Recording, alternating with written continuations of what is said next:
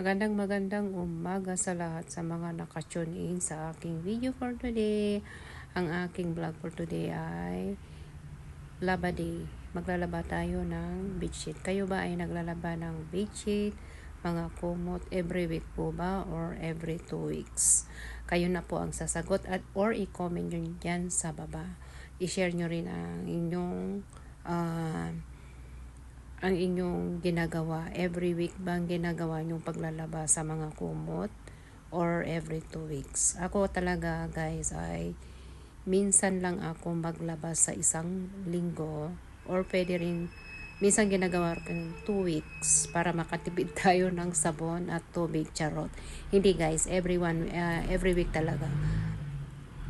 Kasi tapos inalagay ko yung unan sa pinapaarawan ko yung mga mga unan guys, kasi minsan pinapawisan or naano lang ng ating pawis doon, nag-iipon yung baho ba. Hindi ko naman sinasabing mabaho ang aming unan, pero pag tayo ay natutulog, hindi natin namamalayan, tayo ay pinapawisan, di ba?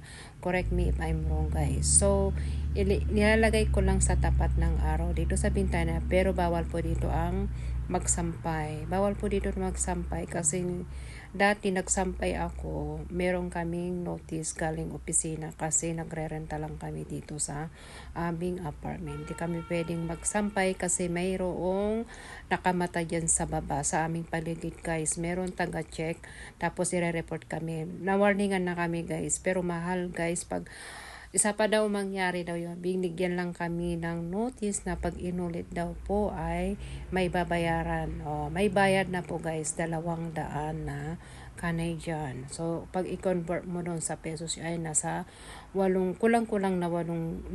Depende po sa palit ng ating pera. Ganon guys. So, habang tayo ay nagkukwento, alam nyo naman dito sa aking video, nagtatanggal pa rin ako ng kumot o ng blanket. Kasi guys, kailangan natin labhan. Otherwise, mababaho at saka hindi rin maganda guys. Kasi yung dusty minsan naiipon dito sa blanket. Kailangan din natin iano sa araw. Ibilag sa araw yung ating blanket guys. Para matanggal yung alikabok. Yan ang aking ginagawa every week ko ginagawa mostly, pero pag busy kami na merong activity ang aking anak guys, every 2 weeks as long na hindi po siya madumi. Okay, lagay natin yung mga bedsheet na dito guys, kumot, ganyan ang aking ginagawa.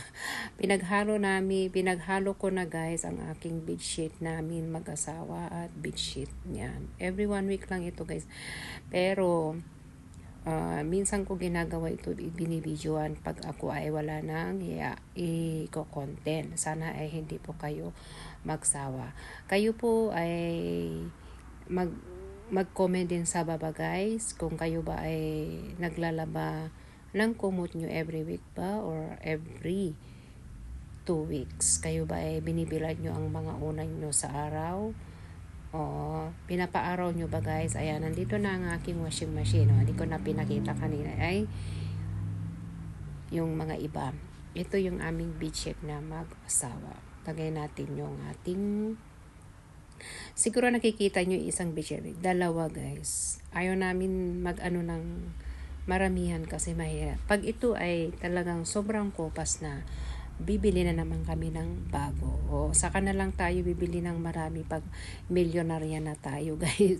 Kailangan pa rin tayo magkayod-kayod kasi marami tayong babayaran. Okay guys, salamat po sa mga laging nakasubaybay sa aking mga vlog araw-araw.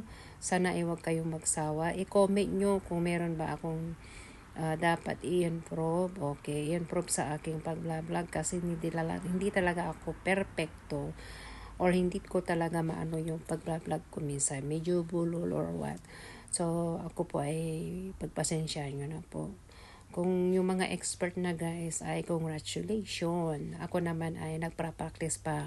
O minsan labihira lang ako nag-upload talaga naman. Okay, salamat sa panonood at mag-ingat po tayong lahat. Sana ay mag-comment kayo diyan sa baba, mag-react kayo at i-share nyo ang aking video. Maraming salamat po. See you to my next video. Bye bye.